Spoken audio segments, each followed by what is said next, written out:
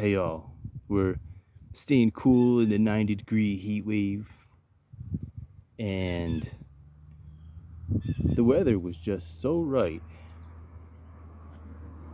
yesterday that it was like the plants were growing right in front of you. A lot of stuff that's flowering now, like the flowers just went pow, and the seedlings that I planted finally got the rodent population down and planted them in a way that they didn't go after them so aggressively. I got a lot of seeds popping up all over the place. I'll show you.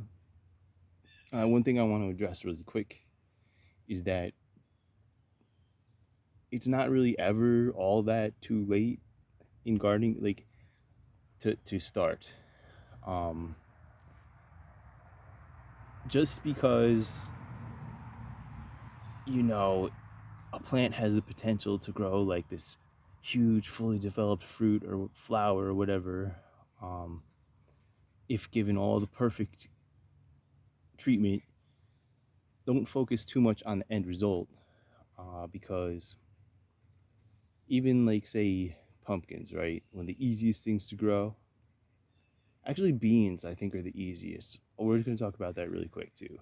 We'll talk about this as we're walking, but and corn pretty easy. Three sisters. That's got to be the reason that the Native American peoples were told by the holy peoples to grow the three sisters. But anyway, let's go walk around and talk. Um, Even if that plant that you planted so late that it's not going to develop a full pumpkin, you'll still have beautiful yellow flowers that the bees and who knows what else is going to come and fly around and roll around in with joy and happiness. So, all right, let's get on with this video.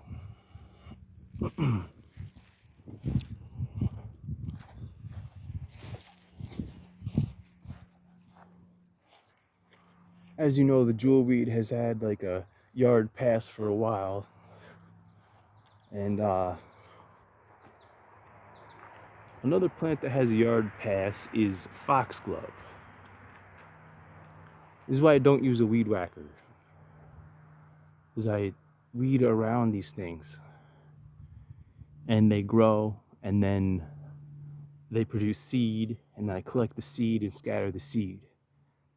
And once there's so much growing in an area, like this, the whole area, then I can start to either transplant it or, um, when I get so much, it doesn't even matter. I can weed it out. Who knows?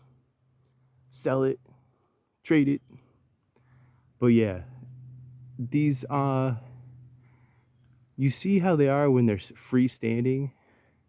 Give it space. Like yeah, it's beautiful and stuff. And I'll tell you, the bees love it. The hummingbirds love it. You get a cluster of them growing together like that. It's a bit more showy than just a single one. So when you're planting things, you don't have to space them out perfectly. All right, on to our next topic. It's hot. My video editor isn't working. All right, so still disappointed not seeing a whole bunch of signs of that 2.5 quarts of glass gem corn I planted. But I figure at the most the rodents probably got 95% of them, so maybe 5% of them will grow. Another thing I've been doing is I find garlic all along. Okay, then we got jewelweed outside of that all along. Then we got coming in. See those tiny blades?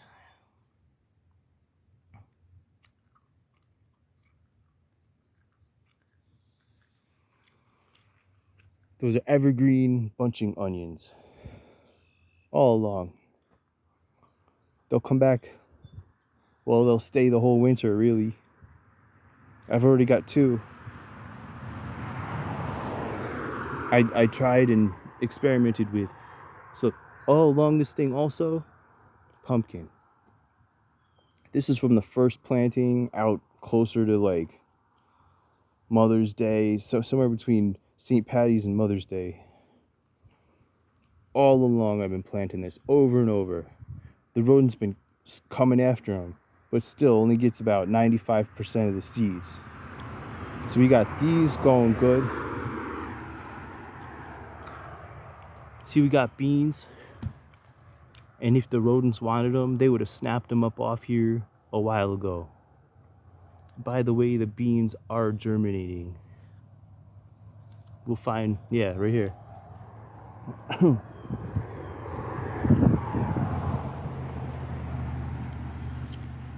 See them? Two right there. I'm gonna tell you, because of this, because you can just, and I first learned this with grocery store beans. Is it $1 for a pound?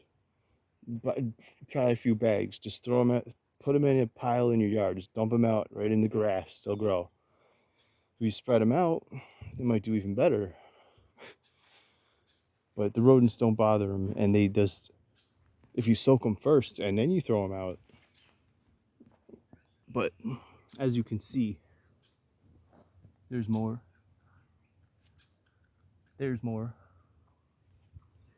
But in addition to that, I kept sowing those pumpkin seeds, and eventually I figured pre-soak them, and then once you plant them, after you've been trapping and killing rodents, you don't want to transplant them, become someone else's problem. They really don't help anyone's garden or forest, really. So I kept planting these pumpkin seeds, and I would press them in hard. But then I put the beans right on top because they don't like the beans. So maybe the beans helped her from the pumpkin seeds. Because look,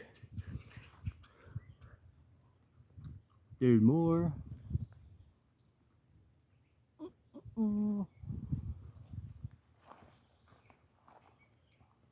Just look at all this stuff coming up.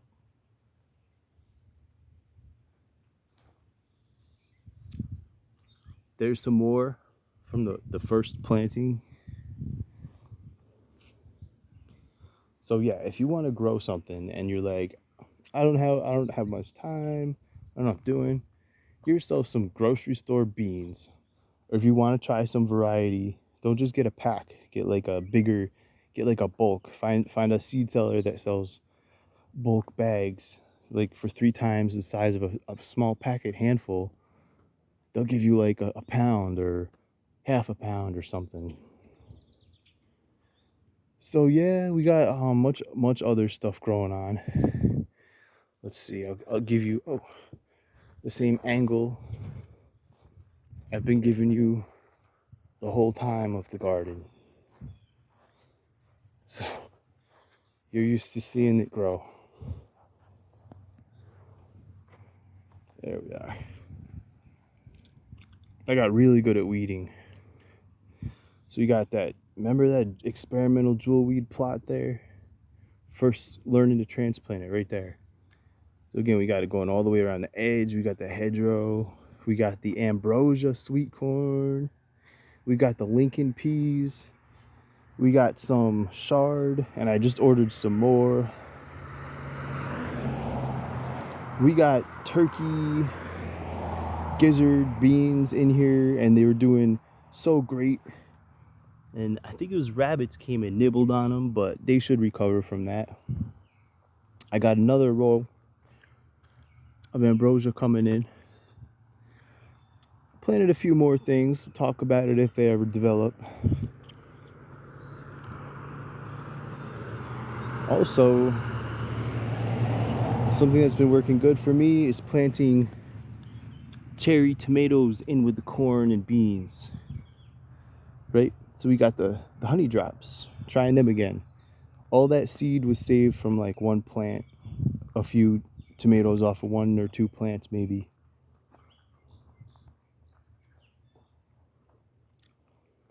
We got butter crunch lettuce. It's almost too much for me to eat. I've grown it real thick. It's nice. You just cut it, it comes again. Doesn't get dried out. Don't worry about spacing. You got like a million plants in there. So that's broccoli. I gotta thin that out. Spinach.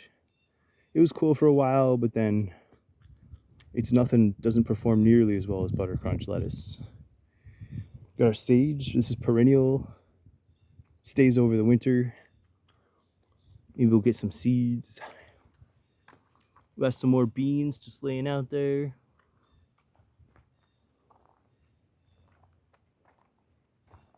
Cilantro and dill. Now here's those 2 onions. These stayed alive all winter. They're producing seeds right now. This one too. That's what I planted all around the perimeter. It's gonna be awesome. And nothing seems to bother garlic and onions. More dill and cilantro. All right. What else here? Oh. I've been trying to grow my forest fire celosia, like in a few extra places, having mixed luck with techniques. And eventually, well, I got 2 different plot styles, right? I got one where I've been sowing the seed since between St. Patty's and Mother's Day. But I got plots that like I probably was taking out like a lot of the germination because there was so much weeding going on and they're so tiny. It's almost worth it with this plant to like just be weeding and weeding and weeding unless you have a really established plot until like say Father's Day to sow them, because that way by then you got the weeds really killed down. All right, anyway, so I got this one here which has got, they're growing right in the grass, so I can't pull the grass out by the roots. I just have to keep the grass cut down. Here you go. See you. A pumpkin or something on there. See him? Go around.